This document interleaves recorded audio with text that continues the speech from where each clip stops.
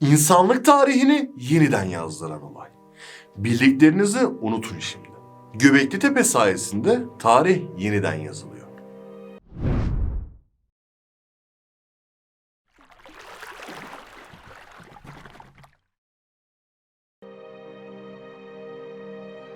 ...2018 yılında UNESCO'nun Dünya Mirası listesine aldığı Göbekli Tepe nedir ve neden bu kadar önemlidir?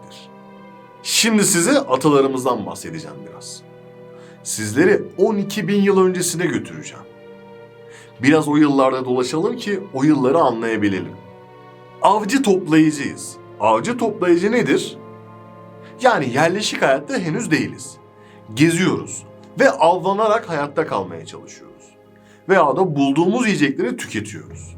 Az kişilik gruplar halinde yaşıyoruz. Yani 20-25 kişi civarında, bilemedin 30 kişi. Tarımdan ise bir haberiz. Daha sonrasında ise Neolitik çağa geçiyoruz. Yani Neolitik çağ nedir? Yani artık yerleşik hayata geçmişiz. Tarımı keşfetmişiz. Daha kalabalık kitleler halinde yaşıyoruz. Belki 300, belki 500, belki de 1000.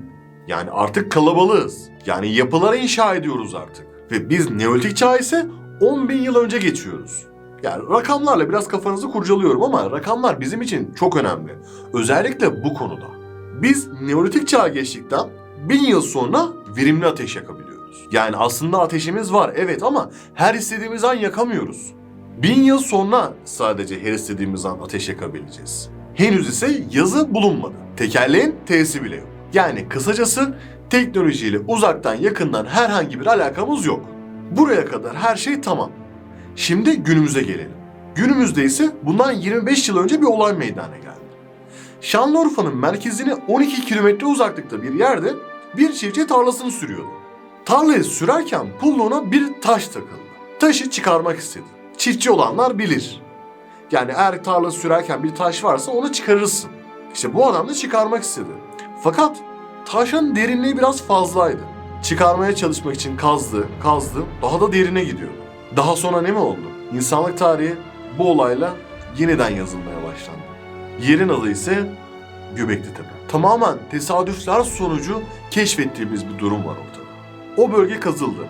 Ortaya çıkan şey ise herkesi çok mutlu etmişti. Güzel, antik bir yapı vardı artık.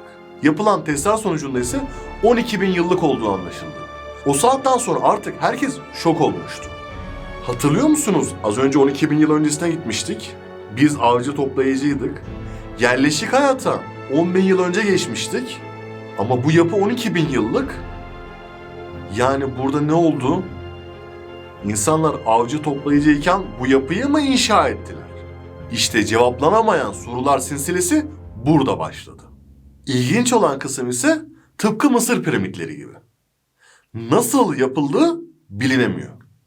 Az önce bahsetmiştik. Tekerlek yok. Kaldıraç, basit makine yok. İş makinesi zaten yok. Aman canım ne olacak ya 3-5 insan bir araya gelmiş yapmıştır.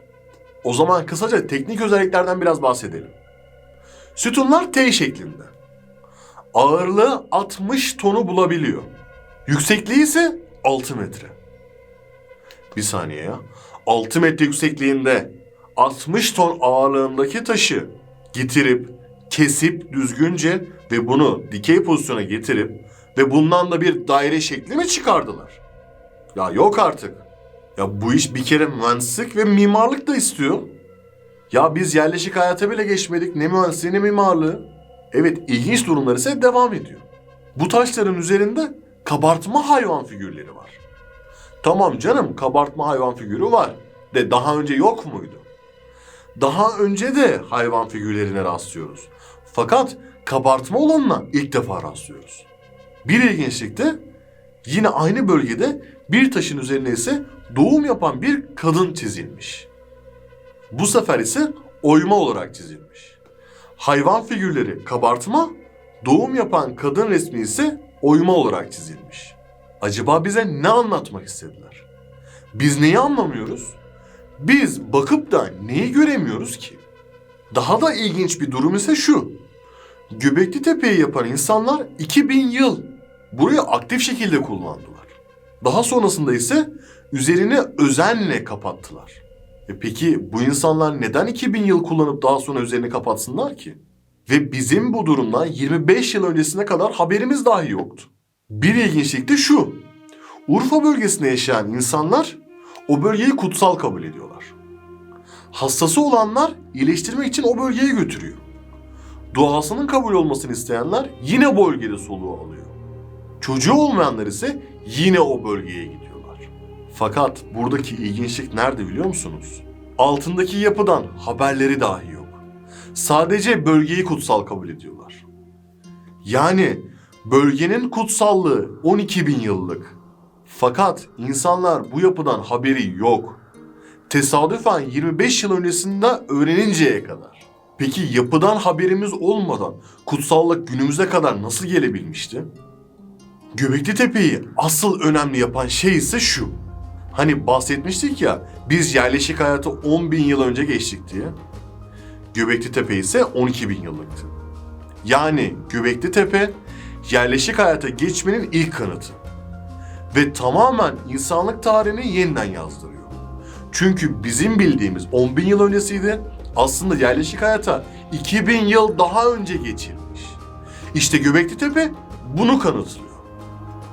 Peki Göbekli Tepe'de çıkan şeyler ne için yapıldı? Tapınak olduğu tahmin ediliyor.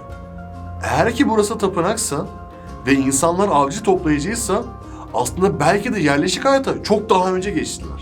Çalışmalar ise hala devam ediyor. Buradan daha neler çıkacak bilemiyoruz. Fakat bu yapıdan daha gün yüzüne çıkarılmayı bekleyen ve toprağın altında 14 tane daha yapı var aynı şekilde. Üstelik bu yapılar Sirius yıldızının konumuna göre yapılmış. Ve Göbekli Tepe hala gizemini koruyor.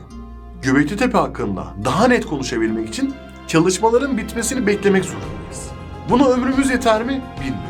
Fakat bildiğimiz bir şey var, o da insanlık tarihi hakkında çok az şey bildiğimizdir.